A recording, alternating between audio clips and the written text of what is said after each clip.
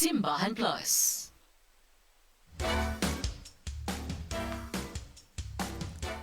Marhay na hapon mga katiwala, ini ang Baretang Simbahan Plus.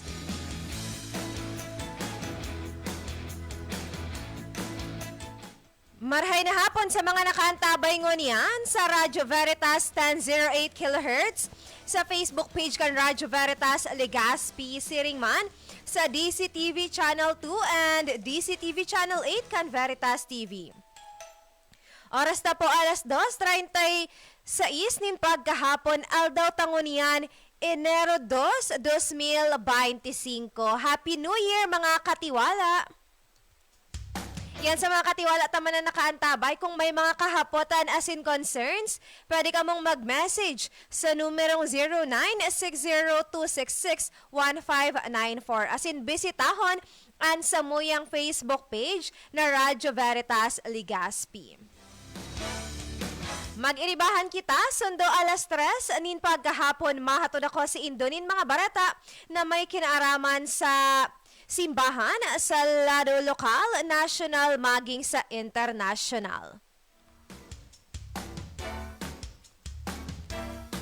Dahil na po pagpahalayon, o yan na ang headlines kan mga barata. Mga paratubod, pigsadol na paghurup-hurupan ang taon 2025. Proteksyon sa dignidad kan buhay hagad kan Santo Papa.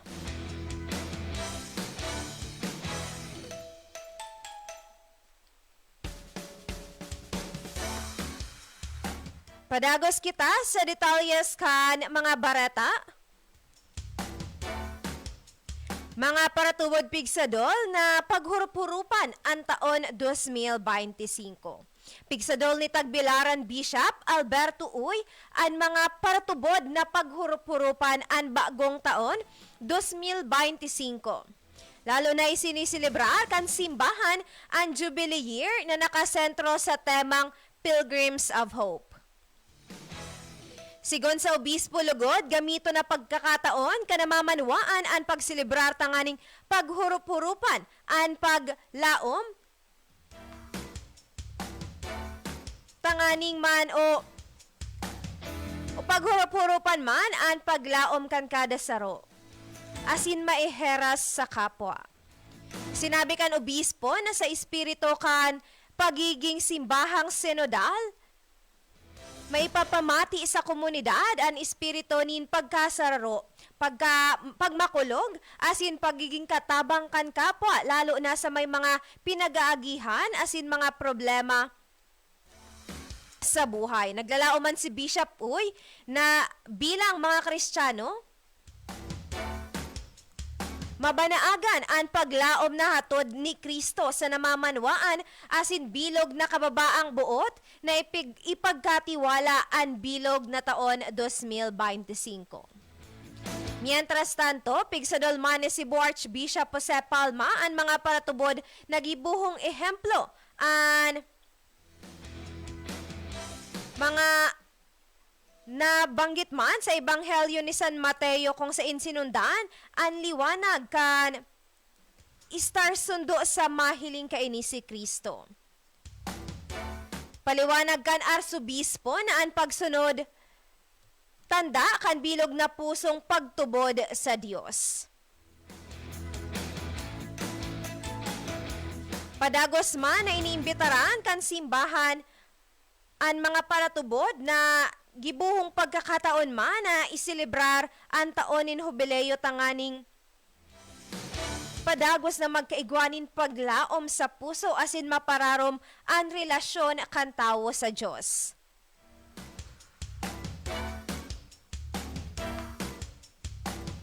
Sa iba pa man na barata, ngunyan man na Enero 2, pigko-komemorar kan simbahan ang memorial ni the Saints Basil the Great and Gregory Nazianzen, mga obispo, asin doktor kan simbahan.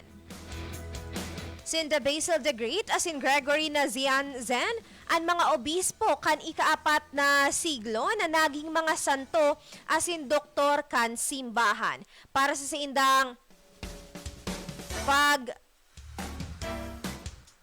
pagtubod asin paglaban man sa maling pagtubod kan Arianismo. Si San Basil the Great ipinangaki kan 329 sa Caesarea modernong Turkey asin midbid bilang ama kan Eastern monasticism.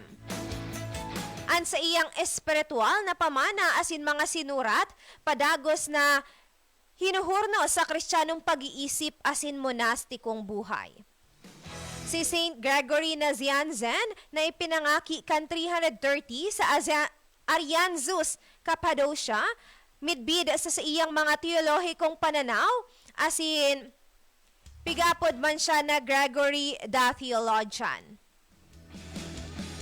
Magbarkada, sinda Saints Basil asin Gregory, poon kan nag-eskwela sinda sa Caesarea, Cappadocia asin Athens. Giniboan gabos tanganing maibalik ang pagkasararo sa simbahan. Sa indang pamamayo asin teolohikong mga kasuratan, padagos na nagtataong inspirasyon sa mga Kristiyano ngunian. Ang kabanalan man in the Basil asin Gregory nag-ugat sa sarong buhay nin pagpangaji asin pagkasararo.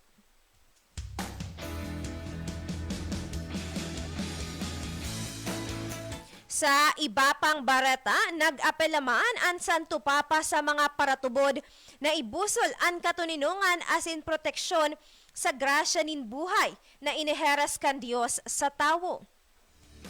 Sa paghurup-hurup kan Santo Papa sa kapiestahan ni Maria ina kan Dios asin pag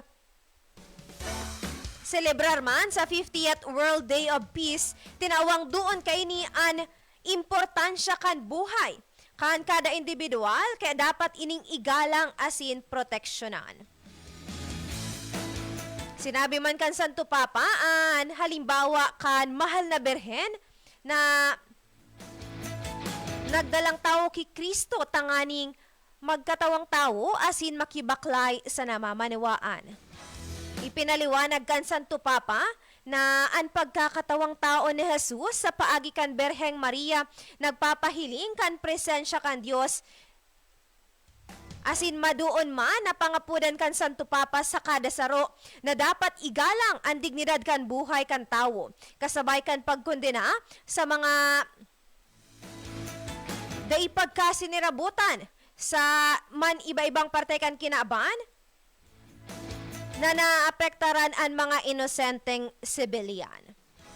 Mientras tanto sa liwat, iniimbitaran kan Santo Papa ang kada saro, lalo na ang sarong bilyong Katoliko sa kinaaban na ipagpasalamat ang mga grasyang itinao kan Dios sa taon 2025, lalo na kasabay kaini ang pagselebrar kan Jubilee Year kung saan kada pagbisita sa mga Jubilee churches, magkakaigwa o makukuha ang plenary indulgence.